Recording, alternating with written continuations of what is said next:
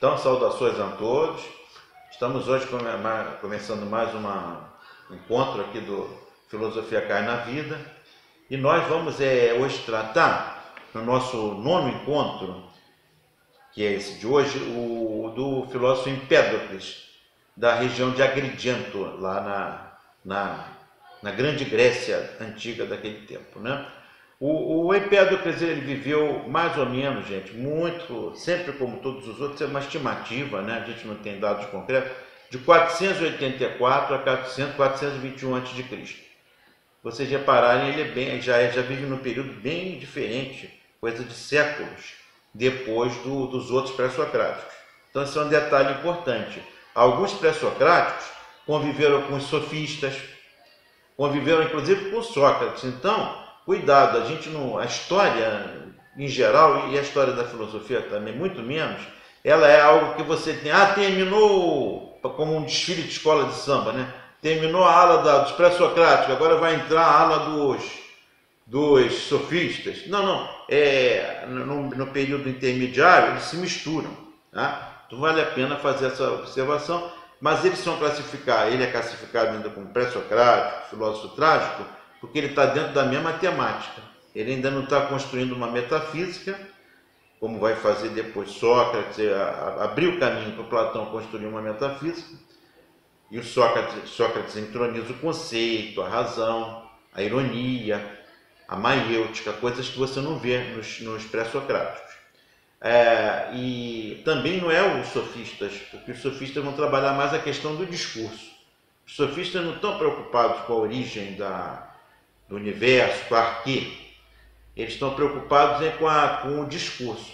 Qual o discurso que eu vou utilizar e como tornar o meu discurso cada vez mais eficiente para defender qualquer causa. O objetivo deles era defender uma causa e ter argumento para, se possível, numa outra ocasião que eles estivessem contra essa causa que eles ganharem no oposto. Então você vê que é um tratamento totalmente diferente da temática da filosofia. Então vamos retomar aqui a nossa perspectiva do Empédocles, né? O Empédocles, então, ele além de filósofo, ele foi também considerado um místico e também um médico. Eu, juntando o místico e o médico, tomei a liberdade de chamar ele de uma espécie de xamã da época. Uma pessoa altamente sábia, conhecedor de todo o movimento filosófico inicial ali, né? Conhecia a obra de todos eles, né? De Tales, conhecia a obra de Anaximandro, conhecia a obra de Anaxímenes, conheceu a obra de Pitágoras, de Xenófanes. Ele conheceu tudo que veio como base desse nascimento da filosofia. E vocês vão observar aqui junto comigo que ele aproveitou muita coisa. Teve um pensamento extremamente original, mas também não deixou de beber na fonte desses outros autores, trazer elementos para a sua própria filosofia. Tá ok? Então, ele escreveu basicamente 2 livros. Esses livros, ele continua naquela mesma linha dos outros pré-socráticos. O gênero desses livros está no campo da poética. São livros poéticos. Você pega, tem até métricas. Agora, o mais importante não é a poesia em si, não é a forma. Assim como Parmênides, o mais importante é o conteúdo. E no conteúdo estão os conceitos que eles, como filósofos, trabalham. É porque o veículo da época era o canto, era a poesia, muitas vezes veiculada não só pelo autor, mas por aqueles aedos, que eram os cantadores, né? Os contadores de história, cantadores, e geralmente a linguagem era no registro poético. Tá? Então, ele vai desenvolver uma filosofia muito interessante, apoiada na ideia de que a origem de tudo, ele ainda recorre à arquê, mas vocês vão ver que ele tem uma postura diferente dos anteriores. Ele vai correr a ideia de que a arquê, na verdade, é um composto, é um encontro, é uma mistura dos chamados 4 elementos: terra, água, fogo e ar. Tá? E aí você já verifica, poxa, mas Hilbert, para o Tales não era água? Isso. Para o Anaximandro, para o Anaxímenes não era um ar. Para o Heráclito não era o fogo originário, é verdade.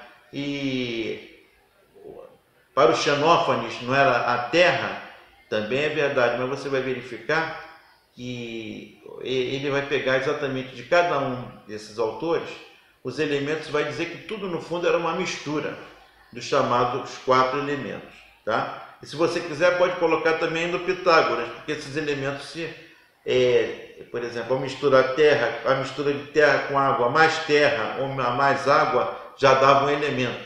Aí aparece a questão da proporção que o Pitágoras defendia. Então ele, de alguma forma, a gente não pode dizer que foi o intuito dele, mas de alguma forma o pensamento dele fez uma espécie de amálgama das teorias anteriores, né? Uma espécie de junção. Ele mesmo fez a experimentação de usar, escolhendo terra, água, fogo e ar, a ideia de que tudo no mundo é uma mistura de elementos.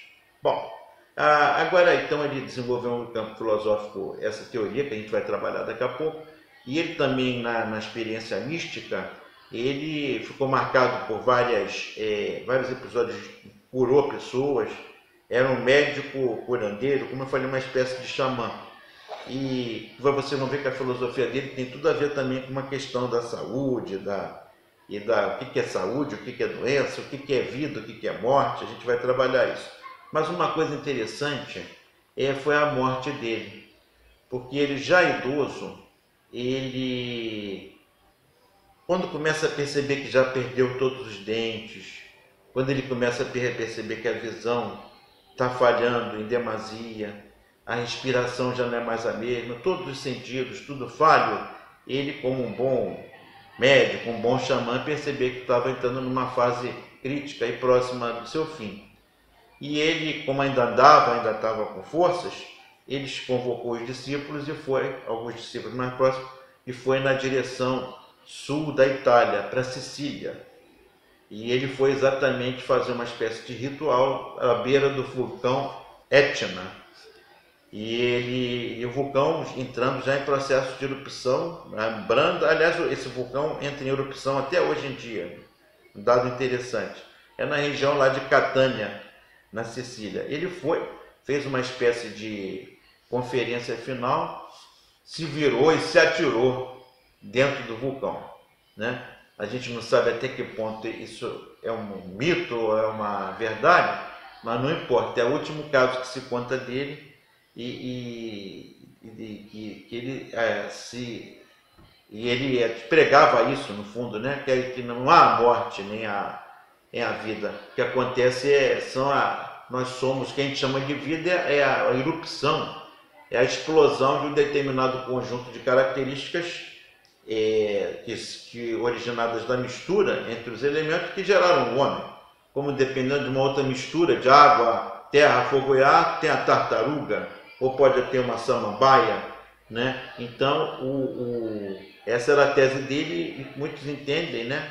Quem escreveu muito sobre o Empédocles, era um fã dele, foi um filósofo muito caro a mim, que é o Gaston Bachelard, que é um dos pilares do pensamento do imaginário, e é um filósofo que tem toda uma linha de pesquisa no campo da filosofia da ciência, mas tem também uma linha de grande importância, que é o pensamento poético e da imaginação livre, da imaginação solta. E ele foi tão marcado pelo Empédocles que ele tem vários textos dentro de um livro que ele chamou de Psicanálise do Fogo. Ele também tem vários textos no campo da estética e da poética, em que ele comenta as imagens e o imaginário produzido no campo da arte, da literatura e mesmo no cotidiano, calcado nos 4 elementos. Ele cobre tudo, o sonho, o devaneio. Ele chega a comentar, por exemplo, até os signos, porque os signos, não sei se vocês já tiveram essa informação, eu também não sou astrólogo, não conheço bem, mas como curiosidade eu fui ler e parece que os signos são associados à terra, à água, ao fogo e ao ar. Por exemplo, Libra, que é o meu signo, é ligado ao ar. Peixe, logicamente, é ligado, acredito eu, à água.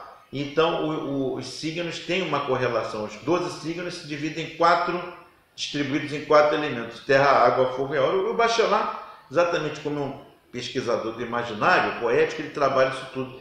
E ele, assim, inspirado na perspectiva do Empédocles, ele escreve várias obras. Eu anotei aqui algumas para citar para vocês: Psicanálise do Fogo, A Água e os Sonhos, O Ar e os Sonhos, e também A Terra e os Devaneios da Vontade. Então, para cada um dos elementos, o Bachelard cria uma reflexão e retoma essa perspectiva do Empédocles.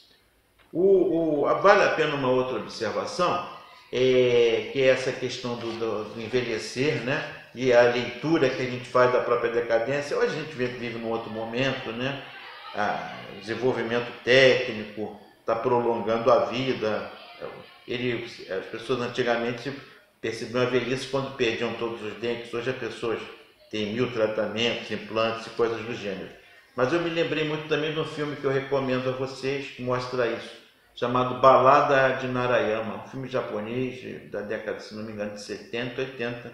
É muito bonito, que mostra numa aldeia japonesa antiga, uma velhinha que já perdeu o seu último dente. Ela pede ao filho: meu filho, me leve para o local onde se coloca os idosos. Eram levados para o alto de uma montanha, em Narayama, e lá eles eram largados no frio, no alto, para morrer mesmo.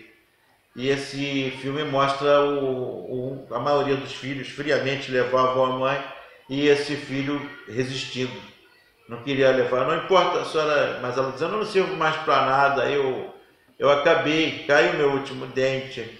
E ele relutando com a mãe, com os filhos dele, para que a mãe ficasse. E ela não aceitava, ela queria ir, e ele, obrigado por ela, levou-a o tempo todo tentando convencer. E é a história do drama do filho que está levando a mãe para essa entrega para a natureza. O Empédocles foi no vulcão, e na Balada de Narayama, baseada em relatos da época, eles eram levados para a neve, para as montanhas, e eram deixados lá para morrer. E eles faziam questão, porque achavam que era o momento deles. Então, só para colocar como essas coisas que para a gente chocam hoje, num determinado momento eram válidas e aceitáveis. Na sequência, comentando o pensamento dele propriamente dito, né? Para Empédocles não há nascimento puro nem morte pura, tá? O que existe é a mistura. Em meio ao aparecimento e dissolução de tudo, tudo é mistura. Tudo está sempre junto, tudo está sempre misturado. Nós somos, eu, vocês, um cachorro, um papagaio, um caqui, uma pedra. Nós somos o resultado de misturas. É como se nós vivêssemos numa grande sopa cósmica, em que tudo no fundo é uma mistura de elementos, tá? O nascimento, então, e a morte são também, de certa forma, a mistura e dissolução de determinadas substâncias. Por exemplo, o nascimento seria a mistura. Então, vamos supor, me confirmo como um homem. Quando o primeiro homem aparece, ele é o resultado de uma mistura. Agora, quando ele vai morrendo, se esvaindo, de alguma forma aquela matéria, aquele conjunto de entrelaçamentos da água, do fogo, da água, do ar, ele vai perdendo a força e se dissolve. Vai continuar fazendo parte da natureza, vai voltar em outros ciclos, mas aquele originário ele se perde. O interessante aqui, gente, uma primeira observação sobre isso. Vocês poderiam me falar: Helber, mas isso aí é uma grande bobagem, né? A gente sabe que a terra, a água, o fogo, o ar são elementos, mas existem muitos outros, né? Então, eu sei, eu compreendo isso, mas eu queria que vocês nunca perdessem a dimensão do tempo que ele está vivendo, gente. É século IV antes de Cristo, né? Ele não tinha nada, assim como Tales lá afirmou que a água, ele aqui fala dos 4 elementos. De alguma forma, eu acho, pelo contrário, eu acho que eles estão mostrando um avanço incrível. Porque se anteriormente as pessoas calcavam na fé, que é algo importante também, não estou questionando, mas eles estavam investigando um campo que seria a base depois para a ciência e para a própria consolidação da filosofia, né? Porque você vai ver, por exemplo, mais à frente, um outro filósofo, né? O Giordano Bruno, né?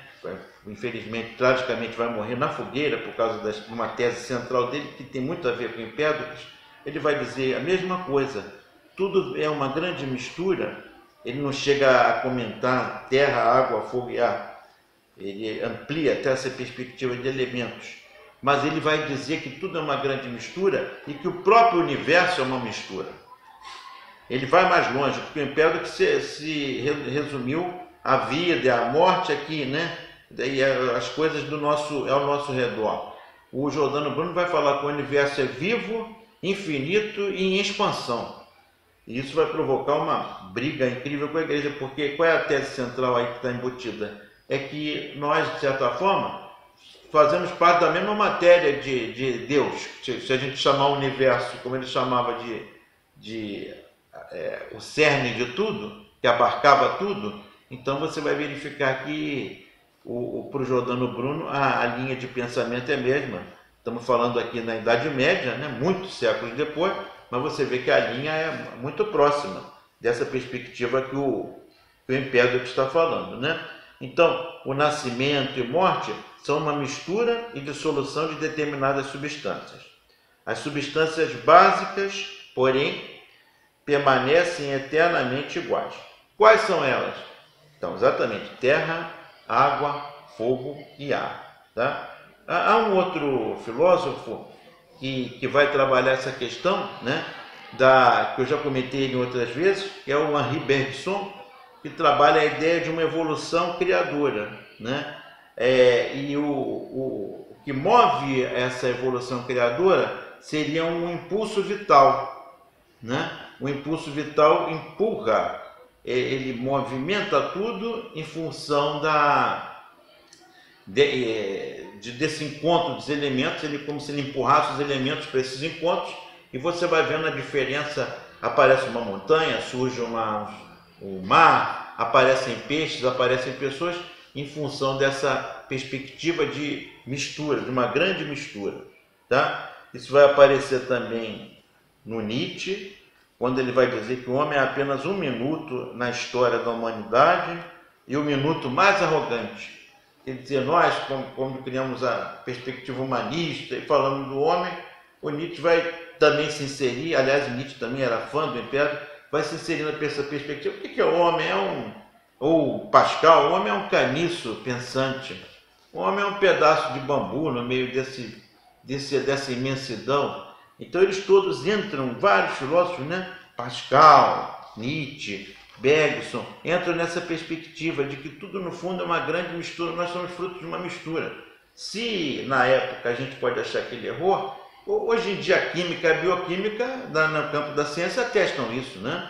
Nós somos, no fundo, é um composto de elementos químicos, bioquímicos, biológicos, que estão, claro que a gente é dotado de razão e de uma série de elementos que nos diferenciam de outros animais ou de outros seres, mas isso, como diria Nietzsche, não nos tira essa perspectiva de um ser terrenal, de um ser que está aqui formado por terra, água, fogo e ar e todos os outros elementos que ainda não eram citados pelo Empédocles. Então, para o Empédocles são 4 elementos: terra, água, fogo e ar. Vale a pena um registro. Até aqui, gente, eu quase não aproximei, algumas vezes eu aproximei o Yin e Yang dos orientais com alguns filósofos que a gente viu. A terra, água, fogo e ar também aparece em alguns relatos orientais, como base da vida, tá? Então, da vida como base da construção do próprio universo, né? Empédocles chama esses elementos de raízes de todas as coisas. Isso é uma expressão dele, aparece nas poesias dele, chama de água, terra, fogo e ar são raízes de todas as coisas.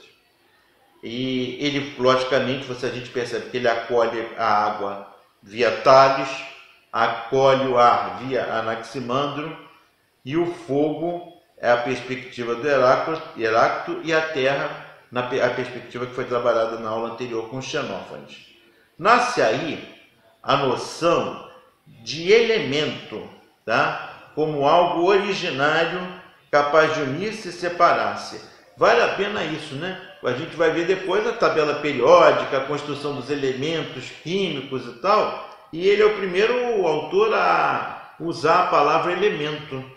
Esses elementos fundantes de toda a mistura do caldo cultural, do caldo material, e que depois se torna cultural também, dos seres humanos e dos outros seres em conjunto. Então nasce a noção de elemento como algo originário e imutável, porque, claro, não é quando eu estou idoso, por exemplo, como o Empédoclo se sentiu e foi se matar no vulcão.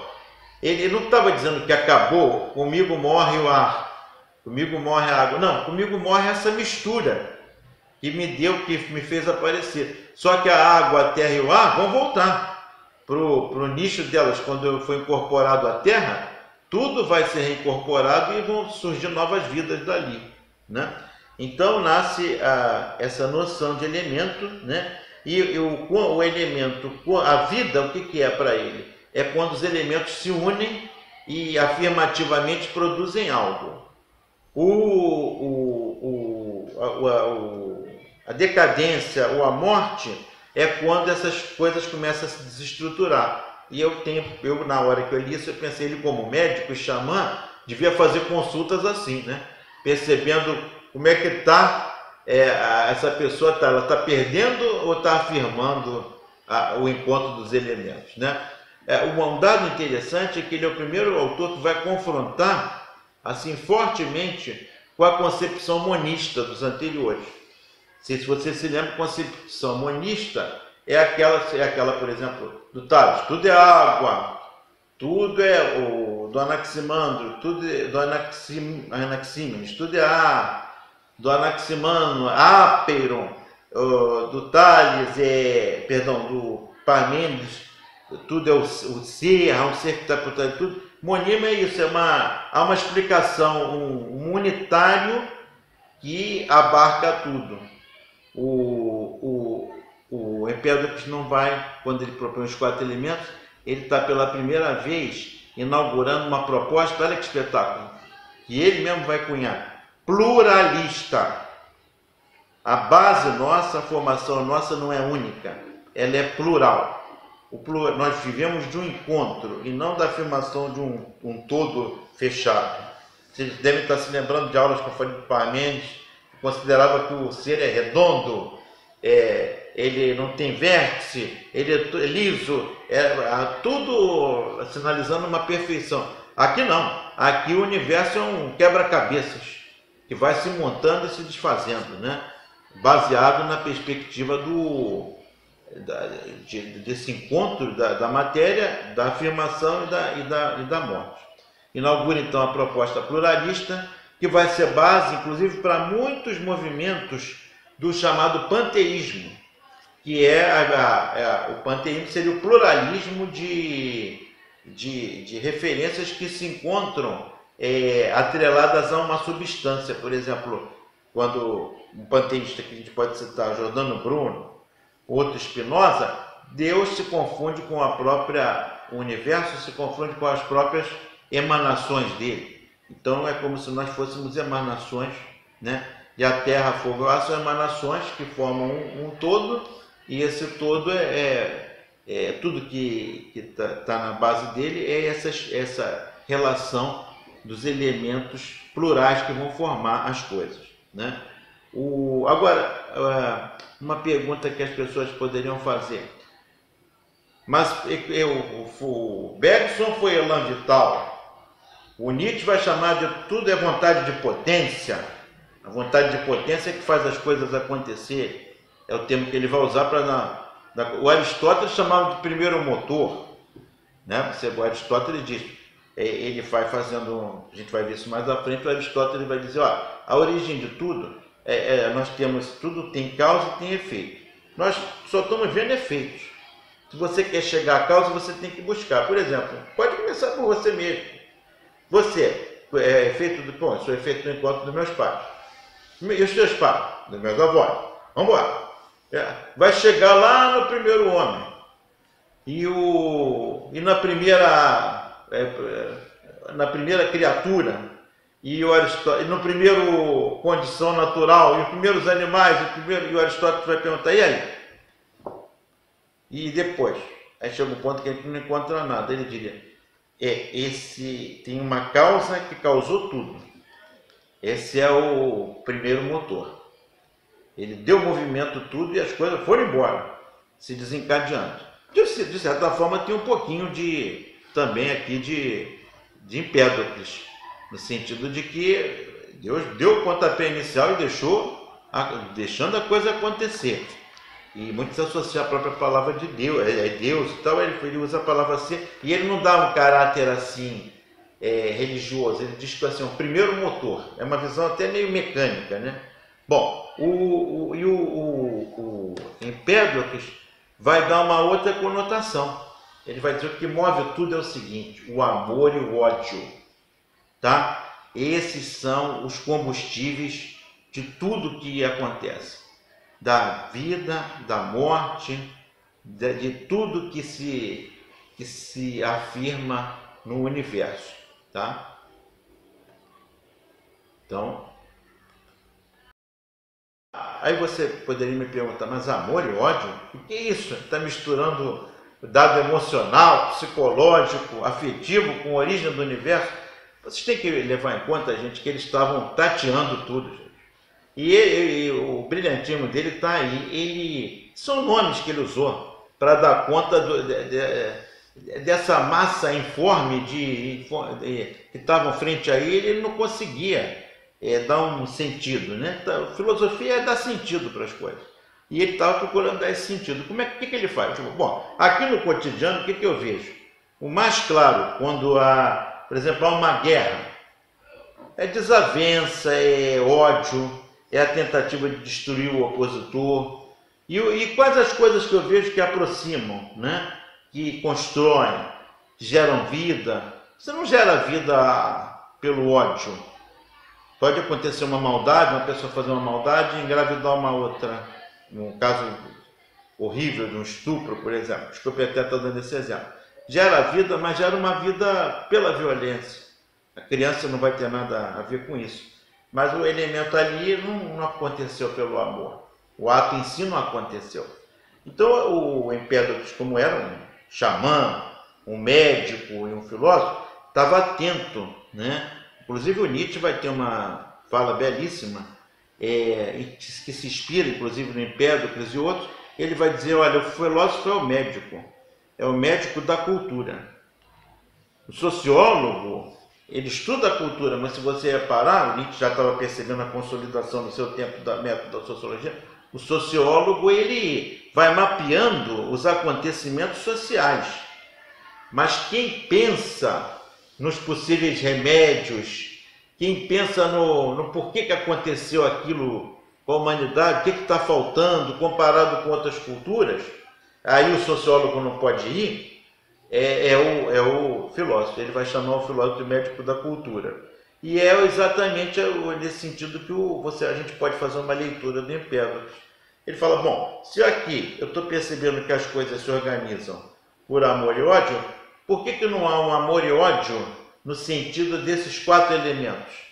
Que ao invés de ser um primeiro motor, como mais tarde vai dizer o Aristóteles, o Aristóteles não vai aceitar essa tese do Empédocles, mas o Empédocles antecipa ela colocando como causa, na verdade, o amor e o ódio. O amor e o ódio que são a base para o motor que ativa os 4 elementos. Se esses 4 elementos estiverem motivados para a construção, eles vão se agrupando. Aí você pode entrar condições naturais, condições em geral, seja em que campo for, e as coisas vão se formando, se estrutura aquele ser. Quando ele começa a se perder, a se desgastar, você já está entrando no regime, o que ele chama de ódio não é o rancor aqui. O ódio seria a separação, os elementos vão se separando. perdem aquela consonância, aquela consolidação e vão se desgastando, né? Quando você olha para uma montanha perdendo até a superfície, até uma parede, ele deve ter visto na vida dele aquelas pilastras de templos, muitas vezes desgastadas com o tempo, e ele vai vendo aquilo se perdendo, e ele imaginou, olha aí, as forças da decrepitude, da separação dos elementos. Isso acontece também com a própria vida, né? Então, para Empédocles, o nascimento e a morte são, na realidade, mistura e separação de 4 elementos que permanecem imutáveis. Quer dizer, misturou e formou alguma coisa, estamos com vida. Começou a decrepitude, a separação, estamos já no regime da preparação para a morte. Mas o que leva os 4 elementos, o que leva esses 4 elementos a unirem-se e separarem-se? E aí eu retorno àquela tese que eu falei. O Empédocles dirá que o que move tudo são o amor e o ódio. Tá? Vale a pena aqui, eu tinha feito uma pequena observaçãozinha, e eu já ia esquecendo de passar isso para vocês. O amor e o ódio já aparece já no Spinoza, tá? Com outra nomenclatura, tá? Mas o Spinoza vai dizer, lá um filósofo moderno, vai também acreditar que o mundo é um grande, é uma linha que ele se aproxima também do politeísmo, não, que Deus é o próprio universo, panteísmo, e o Spinoza vai dizer que existe uma natura naturans, que é o ser completo, e a natura naturata são as expressões de tudo que está dentro do ser, né? É como se você fosse, por exemplo, uma cadeira, uma margarida e um abacaxi, somos emanações de Deus. Ele vai chamar de modos. Deus é a substância e nós somos modos. E isso teve implicações incríveis com a Inquisição também. Repara como é que o Empédocles, ele acendeu um pavio que depois outros iam levar à frente e estourar na mão deles. Que foi o caso do Giordano Bruno, e o Spinoza também passou por um processo inquisitorial pesadíssimo. Ele conseguiu desagradar, ele era judeu, os judeus, os católicos e os protestantes. E a sorte dele é que ele vivia na Holanda. Mesmo assim, ele foi excomungado e teve que, um cara brilhante, não pôde trabalhar na universidade porque as universidades eram controladas pelos movimentos religiosos, instituições religiosas da época. E ele acabou tendo que sobreviver fabricando lentes de vidro, polidor de lentes, né? E que ocasionou até a morte dele mais cedo, porque ele teve uma espécie de pneumonia tóxica por causa da ingestão, da respiração, melhor dizendo, de vidro, né? Poeira de vidro naquela época, né? Não havia elementos para filtrar, para separar, máscaras e coisas do gênero. Mas interessante é isso. Já vai aparecer essa perspectiva do amor e ódio aqui no Spinoza, como mola propulsora, quando ele vai dizer, olha, uma natureza, tem natura naturas, nós somos natura naturata. Nós somos as emanações de Deus. Essas emanações são regidas por encontros, né? Todos os seres são movidos por um conatos, uma espécie de elan que provoca essa movimentação, que basicamente para nós homens é o desejo, mas para os outros animais também é o desejo de sobreviver. Todo mundo, todos os seres têm um desejo de afirmação da sua vida, mesmo uma planta, qualquer ser é assim. O Deleuze cita um exemplo que cabe muito bem. Deleuze também é um bisneto de Empédocles aqui. Você vai verificar, ele dá um exemplo lindo. Ele fala, quem não viu, que deveria perceber ou ler sobre isso, que é um negócio impressionante. O carrapato, muitas vezes ele está no alto de uma árvore, o carrapato é cego. Ele tem um olfato apurado. E ele, quando passa um boi ou um cavalo, um animal de sangue quente, e ele precisa de sangue quente para sobreviver, pelo cheiro ele sente, opa, hora de cair. ele se solta e cai. Ele não tem asas. Ele sobe a árvore e cai exatamente em cima do sangue quente. Então isso é um exemplo de um conatos, é o desejo de viver. Passou sem sangue quente, eu pego uma carona para garantir a minha vida. Todos os seres são assim, né? Aqui entra amor e ódio, não, mas no Spinoza vai entrar uma outra coisa. Ele vai chamar de bom encontro e mau encontro. Spinoza chega a dizer, até abolir a ideia de bem e mal. Porque ele bem e mal, ele acha que entra numa conotação moral. E quando você fica no bom encontro e mau encontro, você abandona essa questão moral e você passa por uma outra perspectiva. Bom encontro, para ele, no sentido humano, é quando eu me encontro com uma pessoa e está me fazendo bem esse encontro e está fazendo bem a outra pessoa também. Esse é um bom encontro.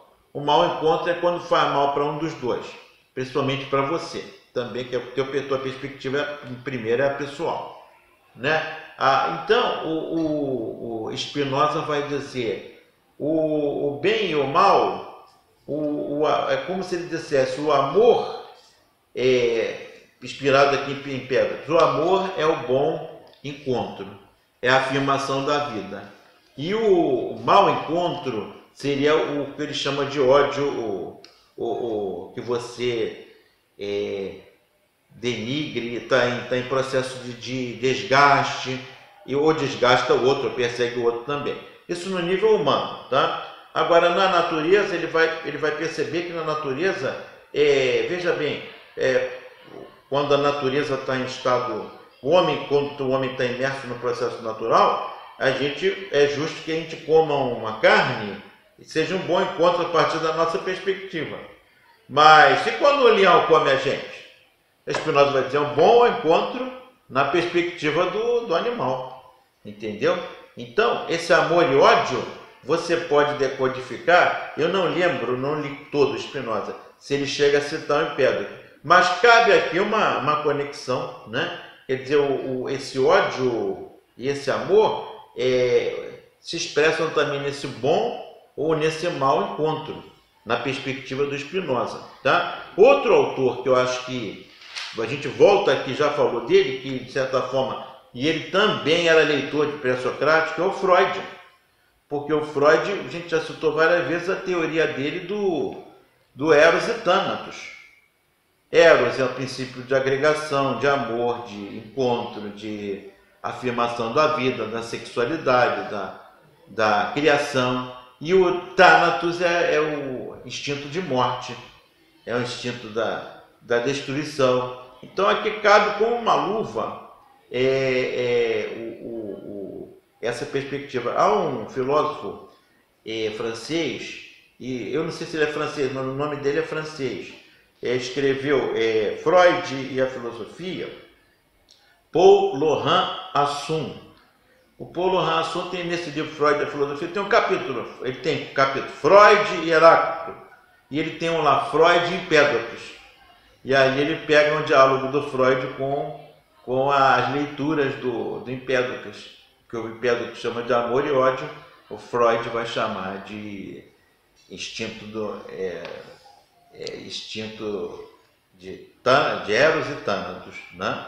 O amor e o ódio. Outro autor muito caro a mim, foi meu primeiro tema de pesquisa, minha monografia de conclusão de curso, um alemão, né? Discípulo de Freud, que depois se afasta, se encontra com a escola de Frankfurt, que é o Erich Fromm. E o Erich Fromm vai ter livros magistrais, como Ter e Ser, O Coração do Homem, Psicanálise da Sociedade Contemporânea, ele envereda pela psicologia social, e ele tem um livro muito bonito chamado O Coração do Homem, e também dois livros, e o outro A Arte de Amar. E nesses dois livros ele trabalha muito a questão do homem, o que o Freud chama de Eros e Thanatos, ele vai chamar de biofilia e necrofilia. Como eu já falei numa aula em que eu citei, inclusive um autor que ele cita no livro Coração do Homem, quando eu comentei com vocês sobre o Miguel de Unamuno, fazendo discurso lá quando ele entrega a reitoria da Universidade de Salamanca e faz uma puxada de orelha no comandante que gritava Viva la Muerte, né? Viva la Muerte é uma exaltação do ódio, né? Então fica aqui. E um autor que ele marcou muito, né? Que foi o nosso Paulo Freire. Paulo Freire, ele no sentido da educação, ele traz essa questão também do amor e do ódio, que aí você pode colocar componentes de classe, mas pode colocar também componentes de, por exemplo, de ausência de olhar para a perspectiva do outro, valorização excessiva da sua perspectiva, e ele vai buscar fontes também, não só no Erich Fromm, mas no Martin Buber, quando ele trabalha o oprimido, a pedagogia do oprimido. O que é? É exatamente um professor que, de certa forma, está nesse registro do ódio, está nesse registro tanático, está nesse padrão necrófilo. Por quê? Porque o aluno, para ele, é um nada. O aluno, para ele, é oco, é vazio. Isso era uma tradição, isso está mudando radicalmente hoje. Mas durante muito tempo foi visto assim. O professor não sinalizava nenhum tipo de amor. Eu tive em aula professores no tempo antigo, eu sou do tempo antigo, e você vai verificar que eu tinha professores que começavam o curso, uma coisa que eu nunca fiz como professor, e tenho orgulho de nunca ter. Ele começava o curso dizendo, em primeiro lugar, está aqui minha titulação. Sim, tudo. Colégio, universidade, eu peguei professores assim. Está aqui, ó, minha formação. Título tal, sou formado nisso, especializado, pornografia e tal. Tá? Então vocês já sabem que não estão lidando com o João ninguém. Já tive cargos, não sei o que lá, eu só desfilava os medalhões. E vinha com uma coisa pior do que essa. Só isso já é horrível na minha perspectiva. Mas ele vinha com uma sequência. E eu não estou aqui para ser amigo de ninguém. Tá? Se virem, porque a minha matéria, para vocês passarem, ó, vai ser isso. Só se aprende com sofrimento. Olha, isso é um masoquismo pedagógico. Né? Se alguém me disser que isso não é ódio, se alguém me disser que na perspectiva do Empédocles, isso aí já está matando um processo pedagógico, ele já inaugurou desgastando a relação. E inaugurando o medo. Ele é necrófilo, ele é tanático, é um professor que, na minha perspectiva, ele não valoriza a construção pela perspectiva do bom encontro e do amor no sentido do Empédocles. Tá? O amor e o ódio para o Empédocles, então, são concebidos como forças cósmicas, que causam a união ou dissolução dos seres. Esse contraponto é a base do devir, né? O devir, a movimentação dos elementos que vão se agrupando ou se separando. Quando se agrupam é vida, quando se separam é decadência e morte. Agora, um detalhe interessante, gente, ambos são importantes. Pode ser que eu tenha passado aqui para vocês que o ódio é uma coisa que não presta, não serve. Não. É importante o ódio nessa perspectiva do Empédocles, a dissolução, para que as coisas têm que morrer, né? E novas aparecer. Então, para ele, só o amor não pode ser o regente de tudo, porque o amor seria homogêneo e tudo existiria sempre. Não é o caso para a gente aqui, só existe a diferença porque as coisas se corrompem e nascem outras, né? Então, essa perspectiva dele ambos são importantes. O cosmos só existe por causa do texto aqui dele. Ambos são importantes. O cosmos só existe por causa do confronto entre o amor e o ódio. É como se eles fossem, agora é a palavra minha, como se eles fossem inimigos íntimos, né? E aí você vê todos esses autores que trabalham nessa contraposição. Para a gente já ir finalizando, no seu livro, ele tem como eu falei para vocês, ele tem um livro chamado Carne Ilustral. Ele aí é uma obra que ele vai deixar o legado espiritual dele, né? Que não é tão importante quanto a filosofia, porque ele pega aquele modelo que estava presente no Xenófanes, os órficos. Aí ele fala de transmigração de almas, que a gente está aqui cumprindo uma purificação espiritual. Essa parte, ele não traz nenhuma novidade, né? Era mais nesse sentido de só passar essa informação para vocês, para mostrar também esse caráter religioso. Ele vai pegar muita coisa daqueles cultos órficos que a gente trabalhou na aula anterior. Nesse sentido, ele segue a linha não é o Xenófanes, não é o Xenofonte, Pitágoras. Pitágoras, perdão. Meu auxiliar me ajudou aqui, me deu um branco de repente. Muito obrigado, Jonathan. Mas o Pitágoras, ele vai ser fonte exatamente dessa perspectiva do Empédocles, tá? Mas agora vamos à nossa música de hoje. Então vamos à nossa letra de música de hoje. É uma música baseada no livro original religioso, né, da cultura hindu, o Bhagavad Gita. Como eu falei para vocês, viu? Vocês viram que o Empédocles tinha elementos também das culturas orientais aí. O Bhagavad Gita, uma dos trechos dele relata a batalha do príncipe Arjuna, que está no campo de batalha pronto para confrontar o inimigo, e ele era protegido do deus Krishna. E o outro grupo, frente a frente, ele entra numa espécie de depressão pré-guerra, porque ele fica, mas eu vou matar familiares, será que isso tudo vale a pena? Eu estou lutando por um Deus que nunca vi, não aparece, onde é que ele está? Quase que uma frase também da Bíblia, onde estás que não responde? Quem não clamou para Deus assim, né? Isso é quase que um déjà vu de todo mundo. Onde está o Senhor, Deus, que não me abandonou? E ele está ali vivendo esse processo, e nisso o cavalariço dele, o Krishna se incorpora. No cavalariço que começa a falar, explicar, eu sou Krishna, eu sou isso, eu sou aquilo. E o nosso músico, um dos nossos maiores compositores e cantores, Raul Seixas, cantou uma música, Gita, compôs e cantou maravilhosamente, e essa música que eu coloco aqui para vocês a serviço da nossa reflexão, tá? Reparem que é exatamente esse diálogo de Deus explicando quem ele é para a pessoa de fé.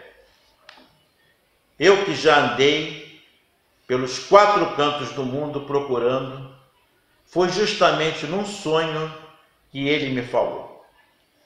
Às vezes você me pergunta, por que é que eu sou tão calado? Eu não falo de amor quase nada, nem fico sorrindo ao seu lado. Você pensa em mim toda hora, me come, me cospe, me deixa. Talvez você não entenda, mas hoje eu vou lhe mostrar. Eu sou a luz das estrelas, eu sou a cor do luar, eu sou as coisas da vida, eu sou o medo de amar. Eu sou o medo do fraco, a força da imaginação, o blefe do jogador. Eu sou, eu fui e eu vou. Eu sou o seu sacrifício, a placa de contramão, o sangue no olhar do vampiro e as juras de maldição.